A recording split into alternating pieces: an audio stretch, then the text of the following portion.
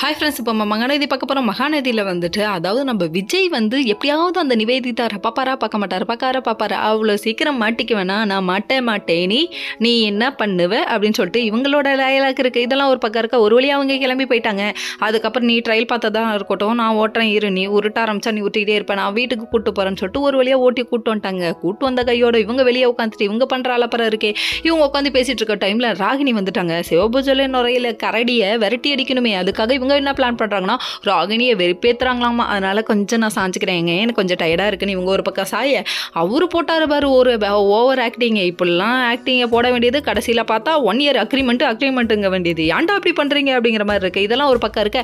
ராகினியை பார்க்கணுங்கிறதுக்காக வெறுப்பேற்றத்துக்கு இவங்க சாய இவர் ஓவர் ஆக்டிங்கை பிடிச்சி நெஞ்சில் சாய வச்சு அதுக்கப்புறம் தலை கோதி விடுறாரு. இதெல்லாம் பார்த்தோன்னே கிளம்பிட்டால பாருங்க அப்படின்னு சொல்ல இல்லை அவங்க கிளம்பின பிறகும் இல்லைன்னு சொல்லிட்டு தலையை கோதி விட்டுட்டு இருக்காரு.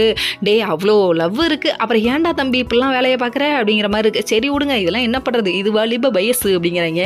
சரி இது ஒரு பக்கம் இருந்தாலும் நம்ம தாத்தா ஒரு பக்கம் இதை பார்த்துட்டு இவங்க சந்தோஷமாக வாழ்க, பல்லாண்டு வாழ்க, 16 பெற்று பெருவாழ்க வாழ்கங்கிறாரு. தாத்தா என்ன நடக்குன்னே தெரியாமல் வாழ்க போடுறீங்களே, ஏன் தாத்தா இப்படி பண்ணுறீங்க அப்படிங்கிற மாதிரி இருக்குது. அதுக்கப்புறம் தாத்தா பார்த்துட்டாரு. தாத்தா இருங்க தாத்தான்னு சொல்ல அதுக்கப்புறம் தாத்தா இதுக்கோ கூப்பிட்றாரு, நான் போய் கேட்டு வரேன்னு சொல்லிட்டு இவங்க ஒரு பக்கம் கேட்க போயிட்டாங்க. மறுநாள் விடியுதுங்க. விடிஞ்ச உடனே இந்த யமுனா திருந்தாதுங்க. யாரை நிவீனை வர சொல்லி மீட் பண்ணி பேசிகிட்டு இருக்குங்க. பேசின கையோட ஒன்றை பார்க்க பிடிக்காம தான் இவர் ஷாப்பிங்ன்ற பேரில் ஒரு பேனா வாங்கிட்டு வந்து கொடுக்குறாரு. இது புரியாமல் இதை விட எப்படிங்க டைரெக்டாக சொல்ல முடியும், நீங்கள் சொல்லுங்கள்.